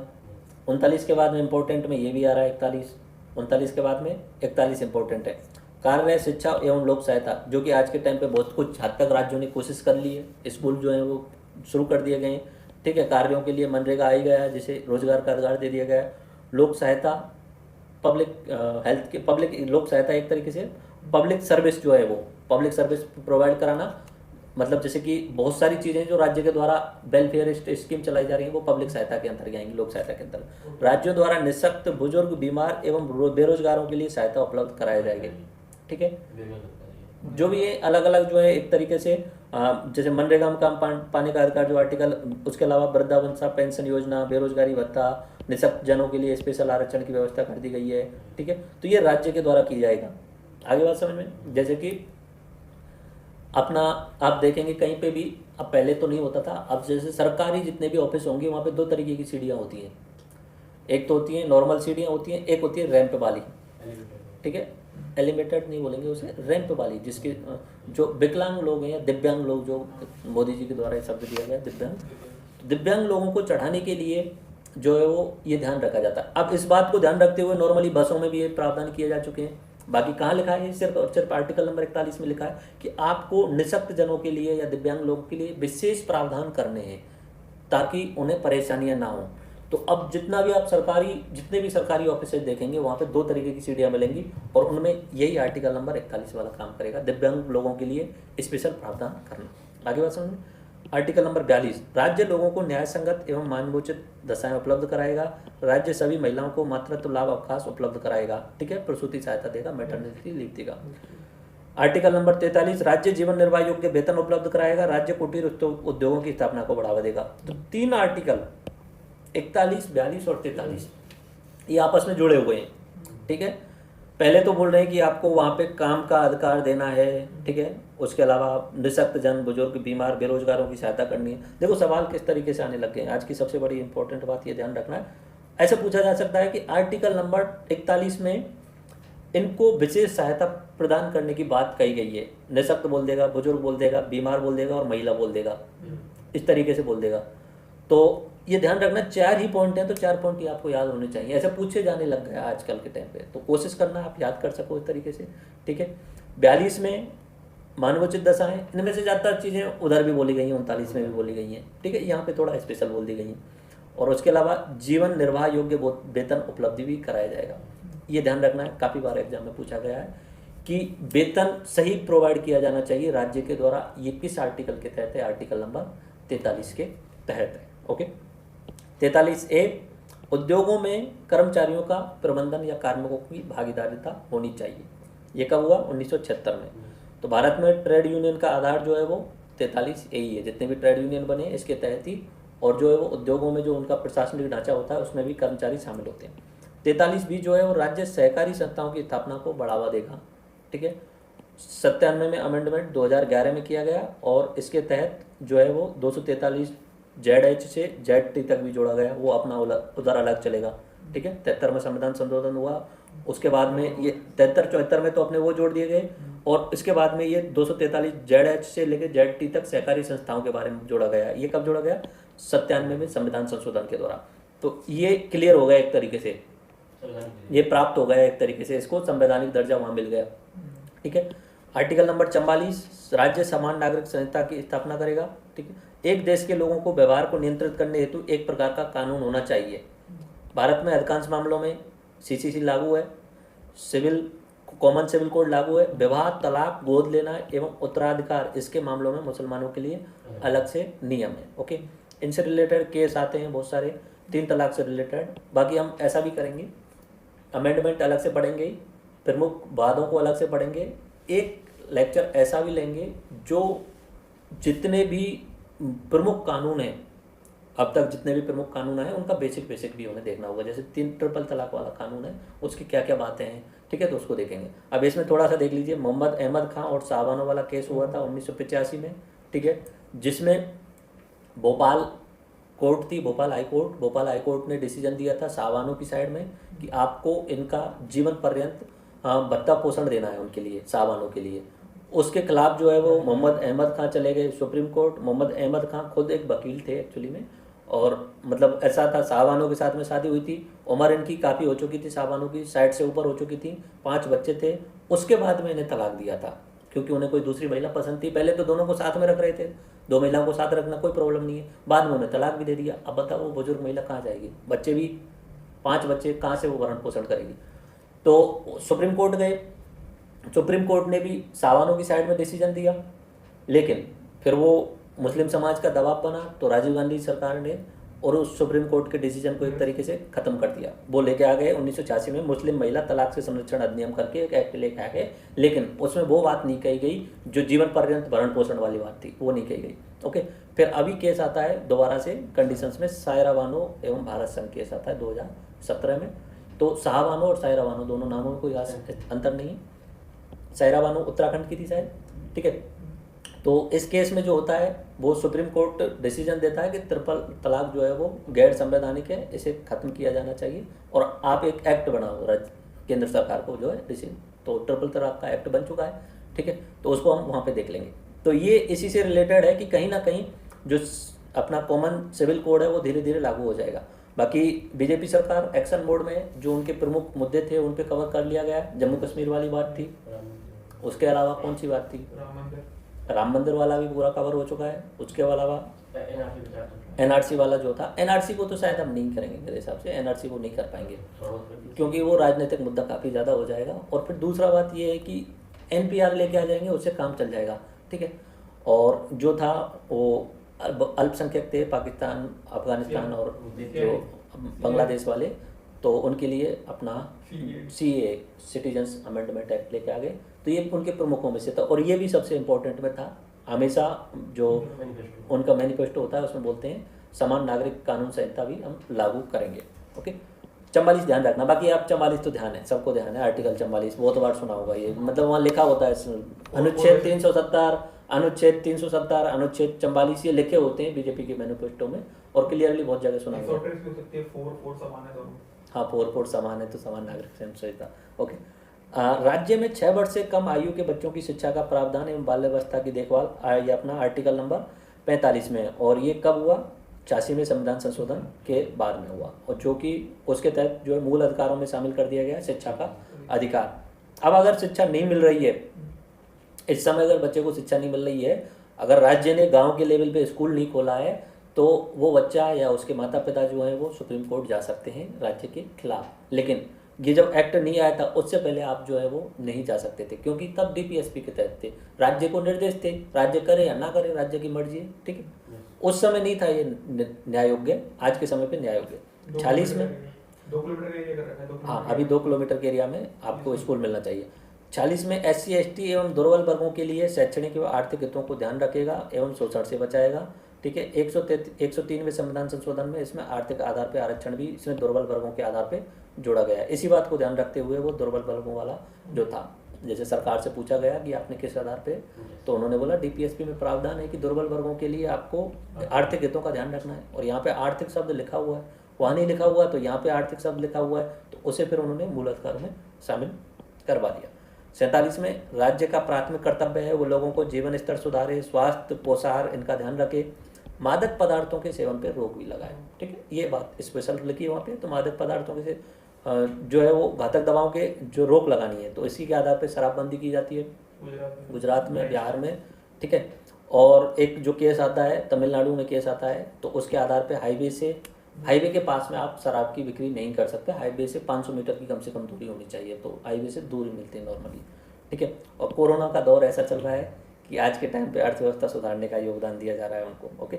आर्टिकल नंबर 48, ये आप सोच के देखिए, मैं अगर इनमें से आपको चलो बाद में पूछूंगा कि कौन सा गांधीवादी है कौन सा समाजवादी है, आप खुद ही अनुमान लगाना। ओके। 48, राज्य कृषि एवं पशुपालन को व्यवस्थित करेगा, इनमें सुधार एवं उन्नत तकनीकों का प्रयोग करेगा। ठीक है। राज्य को काम करना है, सिंचाई की योजनाएं शुरू करे, नहरें चलाए, ये राज्य को करने की कोशिश करनी है, जितनी भी योजनाएं शुरू करनी है उसमें। राज्य पशुओं को विशेषकर गाय के वध पर रोक लगाएगा, तो गौवध पे रोक वाली जो बात आती है वो आर्टिकल नंबर 48 के तहत आती है। ध्यान रखना, ये पूछा जा सकता है। आर्टिकल नंबर 48A में राज्य पर्यावरण की रक्षा करेगा, वन एवं वन्य जीवों का संरक्षण प्रदान करेगा। ठीक है। ये भी 42 में संविधान संशोधन 1976 में जोड़ा गया। 49 में एनजीटी का ऐसे किया गया नेशनल यूनिट नहीं, एनजीटी तो एक न्यायपालिका की न्यायिक संस्था है। फिर भी न्यायिक संस्था को नहीं, ऐसे नहीं। इसके तहत आर्टिकल नंबर 48A के तहत बहुत सारे प्रावधान कानून बनाए गए हैं, जैसे वन संरक्षण अधिनियम बनाया गया, टाइगर संरक्षण अधिनियम बनाया गया, एलिफेंट के लिए योजनाएं बनाई गई, 1972 में प्रोजेक्ट टाइगर प्रोजेक्ट शुरू किया गया। तो ये कानून जो बनाए गए हैं वो इसी के उद्देश्यों को पूरा करने के लिए हैं। ठीक है। एनजीटी तो ये तो ट्राइब्यूनल है, न्यायिक संस्था है। एनजीटी जो है वो न्यायिक संस्था है, जो इनसे रिलेटेड अगर कोई भी मुद्दा है, वन एवं वन्यजीव संरक्षण से रिलेटेड कोई मुद्दा है, तो उसे जल्दी जो है स्पीडी ट्रायल मिल सके, जल्दी निर्णय हो सके, तो एनजीटी इसलिए बनाया गया। ओके। तो ये 48A के तहत जो है वो राज्य पर्यावरण की रक्षा करेगा, वन एवं वन्यजीवों को संरक्षण प्रदान करेगा। 49 में राष्ट्रीय महत्व के स्मारकों, स्थानों एवं विरासतों को संरक्षण प्रदान करेगा। ठीक है। ASI जो है इसी के तहत काम करता है। वैसे बना हुआ तो अंग्रेजों के टाइम से ये ASI, archaeological survey of India, लेकिन अगर कहीं पे भी टूट फूट हो रही है तो इनका तुरंत देखभाल करने का काम जो किया जाएगा, ये जो है 49 के तहत बात आती है। 50, राज्य लोक सेवाओं में कार्यपालिका एवं न्यायपालिका को अलग अलग करेगा। अब ये बात पे थोड़ा कंफ्यूजन हो रहा होगा कि सर शुरू से ही कार्यपालिका और न्यायपालिका अलग ही, तो कहाँ प्रॉब्लम आई। इसमें इश्यू ये आता है नॉर्मली, देखो कलेक्टर का पद शुरू होता है 1973 में। ठीक है। 1773 में ही किया जाता है, बारिंग एक्टिंग के टाइम पे ही। कलेक्टर यानी कलेक्ट करने वाला, कलेक्शन करने वाला। कलेक्शन क्या करने वाला है? राजस्व एकत्रित करने वाला है आदमी। ठीक है। और वो बंगाल की शुरुआत हुई थी, और ग्रामीण क्षेत्रों में जाकर के जो कृषि होती थी, फसल होती थी, उसका राजस्व वो वसूल करने का काम करता था। ठीक है। धीरे धीरे उस कलेक्टर के जो है वो प्रावधान बढ़ा दिए गए। पहले कलेक्शन करना था, फिर धीरे धीरे कलेक्टर को ही बाकी अधिकार दिए गए कि तुम छोटे मोटे निर्णय भी सुना सकते हो। ठीक है। तो फिर उसके बाद में डिस्ट्रिक्ट कलेक्टर से शब्द बदल के हो गया DM, डिस्ट्रिक्ट मजिस्ट्रेट। कलेक्टर को कलेक्शन का भी अधिकार है, राज्य जिले के लेवल पे जो होता है वहाँ पे कानून व्यवस्था का भी अधिकार है, और कानून व्यवस्था बिगड़ रही है तो धारा 144 लगाने का भी अधिकार है। ठीक है। किसी को गिरफ्तार करवाने का भी अधिकार है कलेक्टर के पास में। ठीक है। तो ये सब कानूनी अधिकार के साथ साथ में उसे न्यायिक अधिकार भी मिल गए। उसे कलेक्शन के अधिकार तो थे ही, उसे कलेक्शन तो वो कर ही रहा है राजस्व का, साथ साथ में उसे न्यायिक अधिकार मिल गए। राज्य की जो नीति आ रही है उनका क्रियान्वयन करवा रहा है। SDM हम बोलते हैं ना, SDM शब्द, SDM की बजाय SDO होता है। SDO sub division officer. ठीक है। तो ऑफिसर के रूप में जब होता है तब वो कार्यपालिका के काम करता है। ठीक है। जो केंद्र सरकार के द्वारा या राज्य सरकार के द्वारा योजनाएं चलाई जा रही हैं उनका क्रियान्वयन करवाएगा, तब वो ऑफिसर के रूप में होता है। मजिस्ट्रेट के रूप में जब होता है वो छोटे लेवल के जितने भी वहाँ पे कोई भी शांति भंग का कोई केस हुआ है या सिविल लेवल का जो केस होता है उन सबको वो डिसीजन सुनाने का काम करता है, वो होता है एसडीएम के रूप में। तो हम नॉर्मली एसडीओ बनने जाने की कोशिश करते हैं। एसडीएम बनना लोगों को पता भी नहीं होता है कि एसडीएम के भी काम होते हैं, न्यायिक काम भी होते हैं। तो यहाँ पे ये बोला गया आर्टिकल नंबर 50 में आपको जो है वो लोक सेवाओं में, ये ध्यान रखना, राज्य लोक सेवाओं में जो पब्लिक सर्वेंट हैं उनके न्यायिक और कार्यपालिका वाले कामों को अलग करो धीरे धीरे करके। न्यायिक काम जो है वो जजों को सौंपते जाओ और अधिकारी लेवल के काम जो है वो इधर की साइड में कलेक्ट करो। 1972 से पहले क्रिमिनल मामले भी डीएम के पास हुआ करते थे, लेकिन जैसा इंदिरा गांधी जी ने शायद 28 में 29 संविधान संशोधन में क्रिमिनल मामले से ले ली और अलग से 1972 में सीआरपीसी में संशोधन किया गया मे बी। तो मतलब ये है कि अभी जो है वो जो न्यायपालिका और कार्यपालिका के बहुत सारे अधिकार जो है वो चेंज कर दिए गए। अब तो सेशन कोर्ट बनने लग गए हैं बिल्कुल ही छोटे लेवल पे, तहसीलदार लेवल पे। अब तहसीलदार को भी अधिकार है, न्यायिक अधिकार है, तहसीलदार को भी न्यायिक अधिकार है, ठीक है मोस्टली। बट ये है कि डिस्ट्रिक्ट कोर्ट में डिस्ट्रिक्ट जज बैठने लग गए हैं। जैसे अपना एग्जाम होता है आरएस का तो होता है, तो वो जो है वो एसडीओ बनाने के लिए होता है, साथ साथ में हमें न्यायिक शक्तियाँ भी मिल जाती हैं, ठीक है। और आरजेएस का होता है राजस्थान जुडिशियल सर्विस, उसके तहत जो है हम जज बनते हैं। तो ये काम उन्होंने बोला कि अगर एक ही व्यक्ति के पास सारी शक्तियां रहेंगी ना तो वो मनमानी करने लग जाता है, फिर वो अपनी मर्जी चलाने लगता है, क्योंकि वही सजा सुनाने वाला है और वही कानूनों को लागू कराने वाला है। तो यहाँ पे जो है वो शक्ति अधिक हो जाती है तो प्रॉब्लम आती है। तो ये आर्टिकल नंबर 50 में बोला था। आर्टिकल नंबर 51 अंतर्राष्ट्रीय शांति एवं सुरक्षा की अभिवृद्धि करनी है आपको। तो ये भारत की विदेशी नीति का आधार भी है। अंतर्राष्ट्रीय शांति सुरक्षा को बढ़ावा देगा भारत न्याय संगत व सम्मानजनक बढ़ावा देगा व्यवहार को। अंतर्राष्ट्रीय संधियों एवं समझौतों के पालन को बढ़ावा देगा, जितनी भी अंतर्राष्ट्रीय संधियां हैं उनका पालन करेगा। और अंतर्राष्ट्रीय विवादों का जो निवारण है वो मध्यस्थता के द्वारा करने की कोशिश करेगा। अगर भारत पाकिस्तान में कोई युद्ध हो जाता है तो मध्यस्थता अगर कोई कर रहा है तो तुरंत उसे शामिल करना, जैसे कि अपना रूस ने मध्यस्थता की थी 1965 वाले युद्ध में। ओके, तो ये आपको अगर कोई पूछे कि भारत की नीति जो विदेश नीति है उसका बेसिक कॉन्सेप्ट कहाँ से निकल के आ रहा है, आर्टिकल नंबर 51 में, जिसमें लिखा है अंतर्राष्ट्रीय शांति और सुरक्षा को हमें बढ़ावा देना है। उसके अलावा कुछ जो नीति निर्देशक तत्व हैं जो आर्टिकल 4 में नहीं है लेकिन राज्यों के लिए निर्देश दिए गए हैं, देख लीजिए।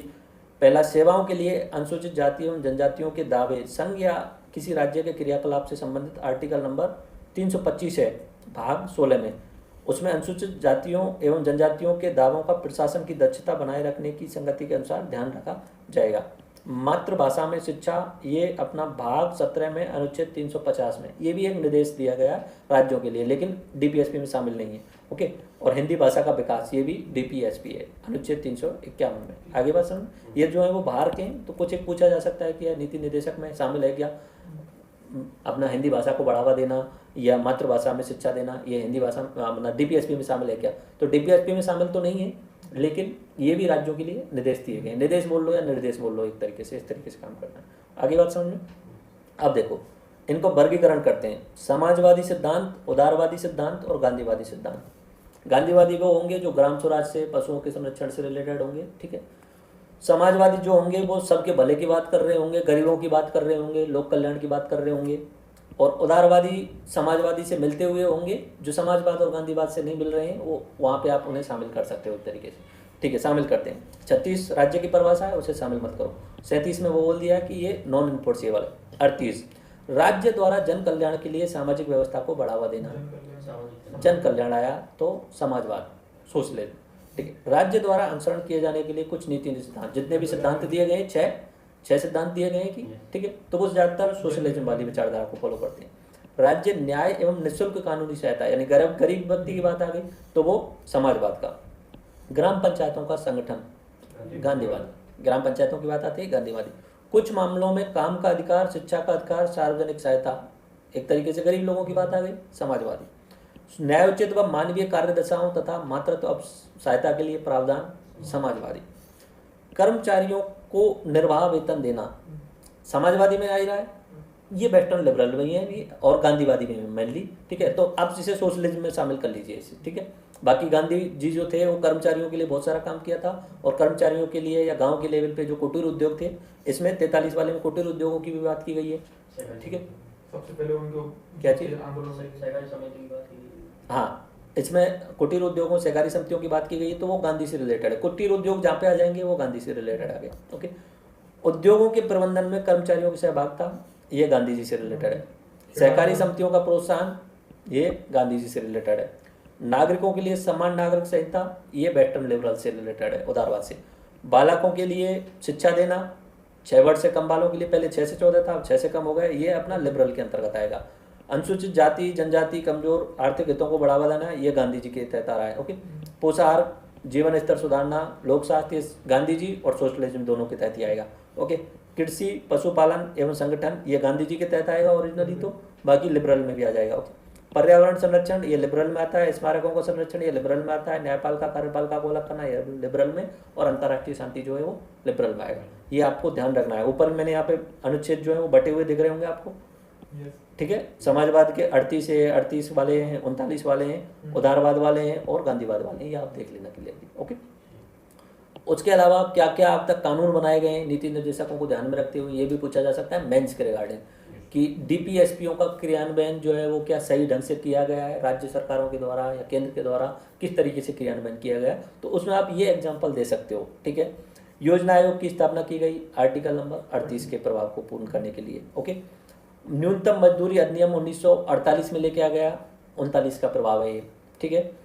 73वां 74वां संविधान संशोधन पंचायती राज आर्टिकल नंबर 40 का प्रभाव है।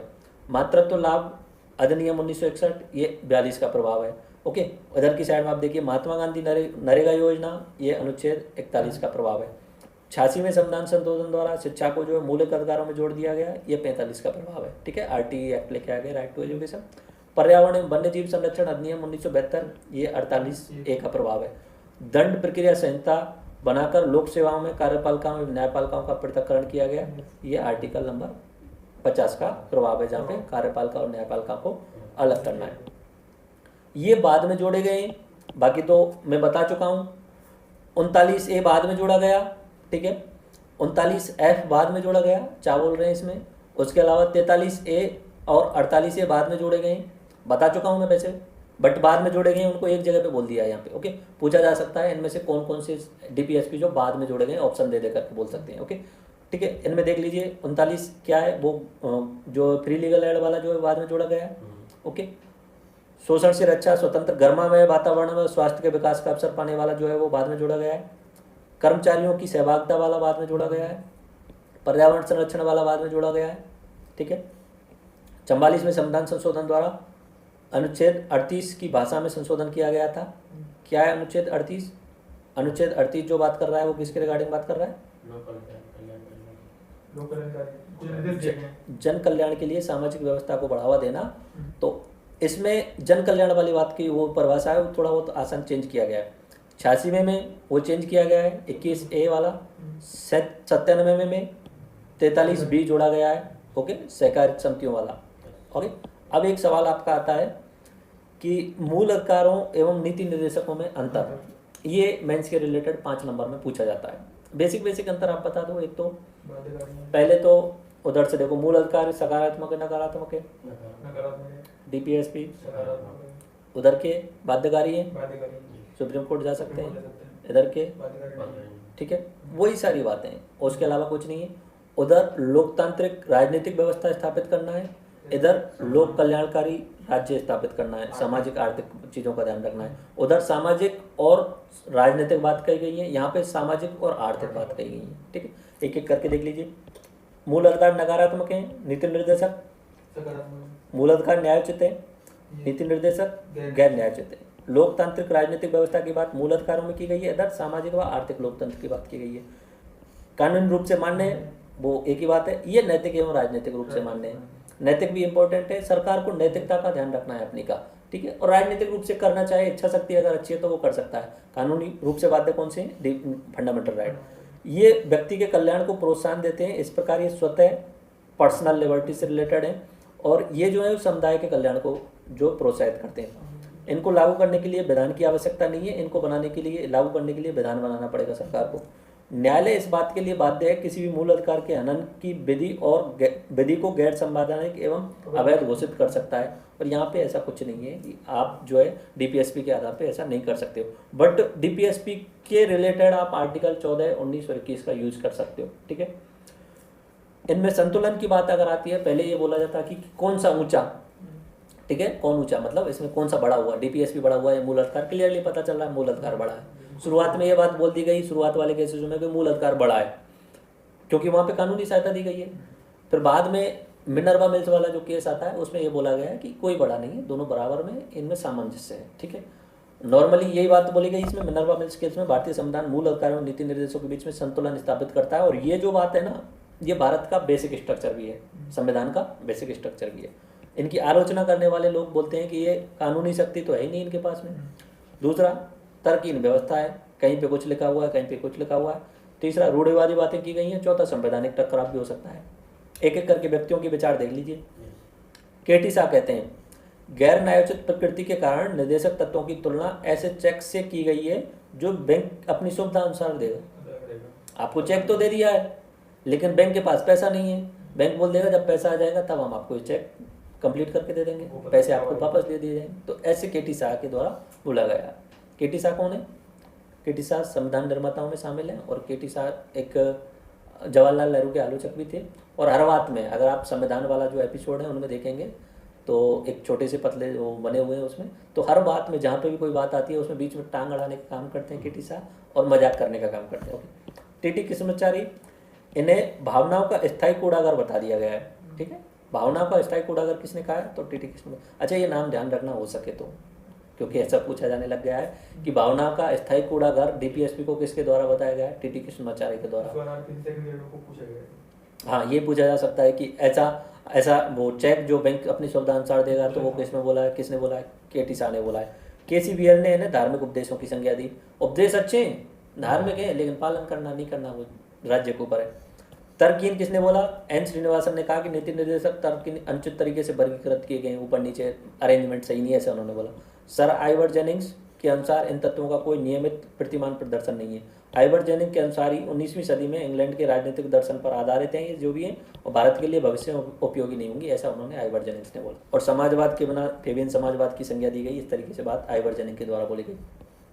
के संथानम, उन्होंने बोला नीति निर्देशक तत्वों ने विधायिका एवं कार्यपालिका एवं न्यायपालिका के मध्य टकराव को जन्म दिया, ऐसा के संथानम के द्वारा बोला गया। और ये शुरुआत में बहुत बड़ी संभावना थी कि आगे आने वाले टाइम पे डीपीएसपी जो है वो टकराव पैदा करेंगे, क्योंकि राज्य के पास पैसा नहीं है, राज्य उन डीपीएसपी को लागू नहीं कर पाएगा, लोग कहीं ना कहीं कोशिश करेंगे न्यायपालिका के पास जाने के लिए और न्यायपालिका फिर डिसीजन देगी तो उससे टकराव होगा कहीं ना कहीं। ऐसे शुरुआत में संभावना थी लेकिन ऐसा कुछ हुआ नहीं। ठीक है, समझदारी से काम लिया गया है सारी चीज़ों में। और दो व्यक्तियों के नाम आप ध्यान रखना है, ये बढ़ाई कर रहे हैं, एमसी चावला, डॉक्टर अंबेडकर और ग्रेनविल ऑस्टिन। एमसी चावला बोल रहे हैं अगर डीपीएसपी लागू हो जाए तो भारत स्वर्ग बन जाएगा।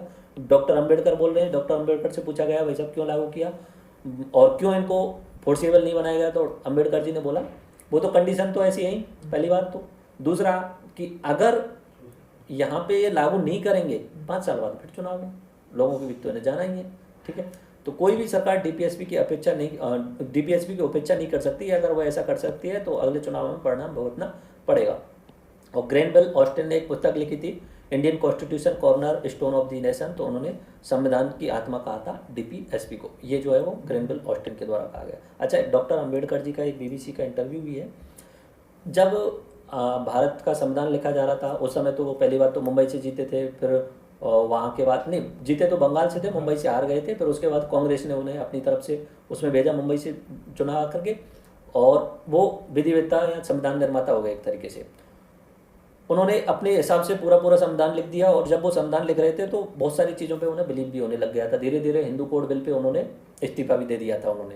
ठीक है, वो उसी समय चाह रहे थे, हिंदू कोड बिल जो है वो समान नागरिकता कानून संहिता की भी बात कर रहे थे। ठीक है, हिंदू कोड बिल को पास करना इतना आसान नहीं रहा था, उसका भी विरोध हुआ था बहुत ज़्यादा साधु संतों के द्वारा। ठीक है, तो उसमें टाइम लगा था, इसलिए उन्होंने इस्तीफा दे दिया था। अब इसमें उन्होंने बोला है कि अगले चुनाव में परिणाम भुगतना पड़ेगा।